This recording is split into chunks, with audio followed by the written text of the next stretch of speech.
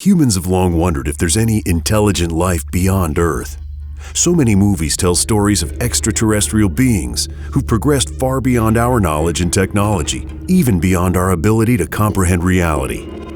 The prospect of aliens is one of the great mysteries of life, but perhaps just as mysterious is what that close encounter of human and alien would look like. Would it be like the movie E.T. the Extraterrestrial? Or would it be more like War of the Worlds or Independence Day? The 1993 film Fire in the Sky asks yet another question. What would it be like to be abducted by aliens? The horrifying images in the film that have haunted moviegoers everywhere provide a pretty clear answer. Alien abduction is, well, horrifying. Even more disturbing is the fact that Fire in the Sky is based on the traumatic, real-life alien abduction of a man named Travis Walton. Today on Screen to Screen, we're going to deeply probe the true story behind the film Fire in the Sky. Before we do that, be sure to subscribe to Graveyard Shift and let us know in the comments which true-life horror stories you'd like us to cover in the future.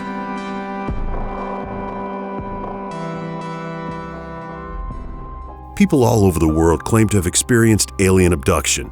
This bizarre happening, sometimes referred to as the abduction phenomenon, has never been conclusively proven to exist or to be a hoax. There are some common attributes of alien abduction stories. The victims claim that they were taken from Earth by alien visitors from outer space. They were taken aboard some kind of spaceship. These abduction victims usually suffer some type of sleep paralysis, loss of memory, missing time, and unusual medical maladies. Reports of abductions have been cataloged all over the globe. However, the highest recorded number of cases come from English-speaking countries. The story that seemed to catapult the idea of alien abduction onto the cultural landscape was the incident that involved Betty and Barney Hill in 1961. If you're unfamiliar, the Hills, a man and wife who were on a road trip, claimed to witness a flying saucer that interacted with them and focused a bright white light onto their vehicle. They came to sometime later on the highway and told stories of white lab rooms, small gray aliens, and an inability to move. After the Betty and Barney Hill case, there was a rise in the number of reported alien abduction cases, reaching a fever pitch in the mid-1970s. Some have claimed that this is due to the fact that there was a secret extraterrestrial research campaign being conducted at the time. Others claim it was just legions of copycats, fraudsters out to make a name for themselves. However, there is a reported alien abduction from this time period that is considered the most reputable, well-documented, and culturally significant case of all. That is the abduction of Travis Walton. A lumberjack by trade, Travis Walton was a quiet man who lived an ordinary life. He and his family were residing in Arizona when their lives were forever changed by a mysterious flying craft and 5 days of missing time. According to Walton, on November 5, 1975, he was employed as a logger in the Apache Sitgreaves National Forest, located near Snowflake, Arizona. After a long day of working in the forest, he and his co-workers were heading back into town. However, they were stopped on their trip by a large silver object appearing to hover in midair. Walton and 6 of his co-workers all witnessed this unidentified flying object, and for whatever reason were terrified by it. As it drew near, the men could clearly see that it was saucer-shaped. The men reported the sleek silver ship hovered in the air approximately 110 feet away before coming closer to the truck they were in and shining a light in their direction. It seemed to generate a high-pitched buzzing noise as it began to spin faster. At this point, Travis Walton claims he got out of the truck and started to make his way across a clearing towards the craft. The other 6 men watched as a beam of light hit Walton, knocking him to the ground. Fearing that Walton had been killed by this beam of light, the men fled the scene. They would later say they were scared for their lives.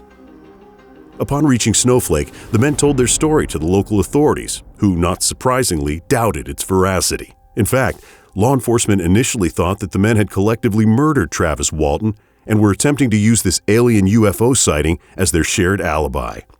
They immediately opened an investigation into the possibility of foul play. However, the truth was far more disturbing. Shortly after being knocked unconscious, Walton says he awoke in a hospital, or at least he thought he was in a hospital. Walton remembered being observed by 3 short, bald creatures with pale skin.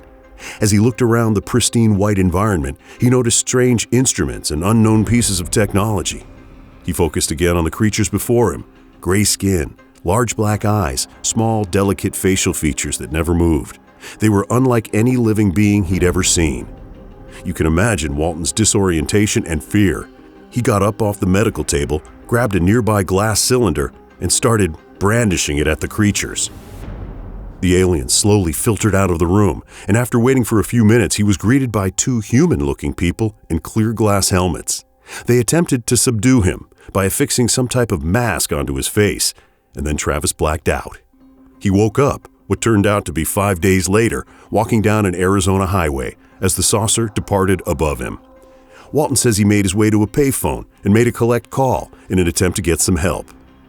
Walton's co-workers were cleared of their murder charges. Travis was questioned about what happened, and when he told his version of the truth, he was mocked and jeered by local law enforcement. In the days and weeks immediately following Walton's return, he told everyone who would listen about his abduction and experience on the UFO.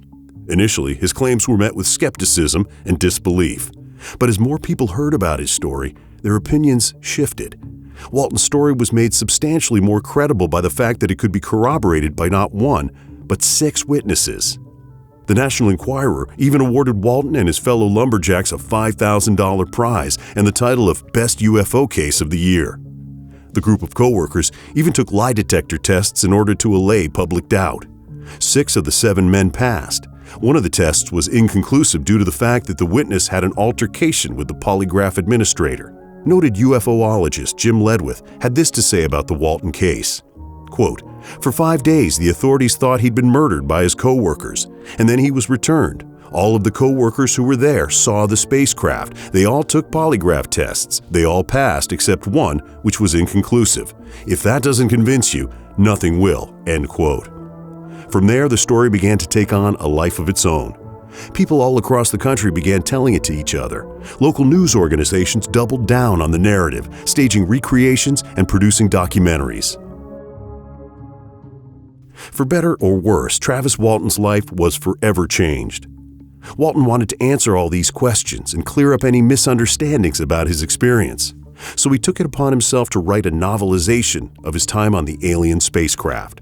The book is titled The Walton Experience, and it tracks his journey to the craft, his experiences on it, and his subsequent return to Earth. The book has since gone on to become one of the key examples that abduction victims point to as a cohesive explanation of their horrifying and bewildering experiences. Despite being well received within the conspiracy theory world, The Walton Experience was published in 1978 to mixed reviews. In 1993, Walton's book was adapted into the feature film Fire in the Sky, directed by Robert Lieberman and written by Tracy Torme. The film stars D.B. Sweeney as Walton and Robert Patrick as his best friend and future brother-in-law. The film, like the book, tells the story of Walton's abduction, but with a few key differences. Screenwriter Tracy Torme was concerned that the story was too similar to the public's preconceived notions of what an alien abduction entailed and that they would think the story was trite or cliché. So as with most Hollywood films, certain creative liberties were taken. For example, in the film, Walton awakens in a slimy, ooze-covered cocoon on the alien craft, spends time in a zero-gravity container after breaking out of the cocoon, and is shown being inspected by the aliens in a cruel and torturous manner. But these cinematic elements didn't accurately reflect Walton's recollection of the events that transpired. Fire in the Sky was released on March 12, 1993 to middling box office results but generally positive reviews. Since its release, it has gained a cult following. In the years since the incident and the film being released, Travis Walton has become something of a local legend on the UFO convention circuit. He frequently attends these conferences, tells his story, and attempts to spread UFO survival awareness. A few years back, Walton was a guest on the Fox game show The Moment of Truth. He was asked, "Were you in fact abducted by a UFO on the night of November 5, 1975? He replied, "Yes." A polygraph test determined that he was lying. And when asked about his polygraph tests at a convention in 2013, Walton had this to say, "In the end, the truth might be in the eye of the beholder." Today, the film Fire in the Sky and the book The Walton Experience are both cult topics of discussion. They each have dedicated followers and acolytes. Whether Travis Walton and his 6 co-workers were lying all those years ago is still up for debate. But many in the UFO community think that Walton is an expert witness and a very reliable narrator. Skeptics think otherwise. It's a debate that has raged since his story first reached cultural prominence almost 50 years ago. So what do you think? Are you convinced that Travis Walton was abducted by a UFO? Why would he and his 6 co-workers lie about seeing a flying saucer? Let us know in the comments below. And don't forget, like, share, and subscribe for more videos from The Graveyard Shift.